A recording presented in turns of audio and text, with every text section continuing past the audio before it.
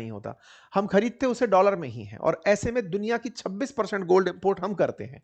दुनिया का total gold जो बिक रहा है उसका 26% भारत में आता है, जिस पर 6 लाख करोड़ साल का हम खर्च करते हैं। तो 6 लाख करोड़ का उतना ही कन्वर्जन डॉलर में हमारे देश से बाहर जाता है। हम विदेश यात्रा करने जाते हैं, हर साल 3 लाख करोड़ खर्च करते हैं। हम फर्टिलाइजर खरीदते हैं तो 1.5 लाख करोड़ रुपए देश से बाहर जाता है। ऐसे ही जब कच्चा तेल खरीदते हैं तो 10 लाख करोड़ बाहर जाता है। ये सारे अमाउंट वो हैं जो पे डॉलर में करने होते हैं और डॉलर हमारे फॉरेक्स में है। ऐसे में जब हमारा सामान खरीदना महंगा हो तो ये सब चीजें और महंगी हो जाती हैं और महंगा होना हमारे फॉरेक्स को घटाता है।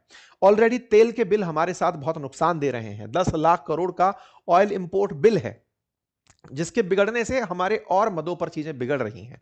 वहीं दूसरी तरफ स्ट्रेट ऑफ हॉर्मुज के थ्रू जब हम एक्सपोर्ट करते हैं तो वो भी बाधित होता है। तो ऐसे में भारत के लिए ये स्थितियां काफी गंभीर होती दिखती हैं। कब तक ये सामान्य होगा कोई नहीं जानता। बाजार के हाल आपके सामने है। बाजार उठ ही नहीं पा रहा है, अनसर्टेनिटी के अंदर चल रहा है। सवाल बड़ा है, तो क्या कोविड से भी गहरे संकट आ चुके हैं? और अगर आ चुके हैं तो फिर आप इतने दिन तक चुप क्यों थे? इस पर अपोजिशन की प्रतिक्रिया है कि राज्यों में चुनाव थे, 5 राज्यों में, इसलिए सरकार चुप थी। इस तरह की प्रतिक्रिया आम आदमी पार्टी की तरफ से दी गई, समाजवादी पार्टी की तरफ से दी गई।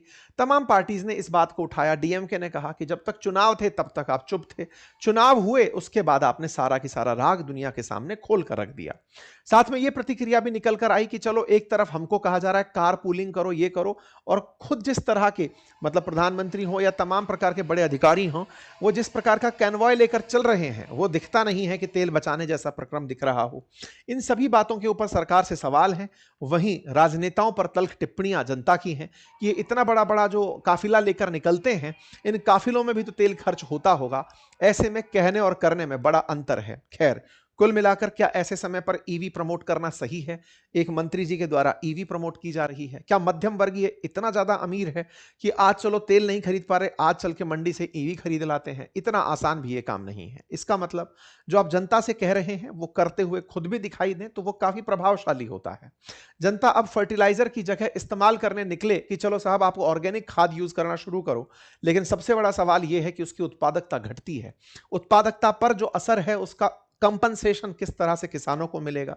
आप समझ सकते हैं कि आप ऐसे एफएमसीजी जो कंपनीज हैं जो रोजाना आप तक जरूरत के सोप साबुन ये सब पहुंचाती हैं, अब वो खुद प्राइस बढ़ाने की कह रही हैं क्योंकि उनके लिए भी ऑयल महंगा हो रहा है। तमाम प्रकार से जो व्यक्ति है, जो आज आज देश का आम नागरिक है, उस तक महंगाई ट्रांसफर होना शुरू हो चुका है। रही बात वर्क फ्रॉम होम देने की, तो कंपनीज वर्क फ्रॉम होम तो कर लेंगी, लेकिन सबसे बड़ी दिक्कत यह है कि उससे जो उनकी उत्पादकता घटेगी उसका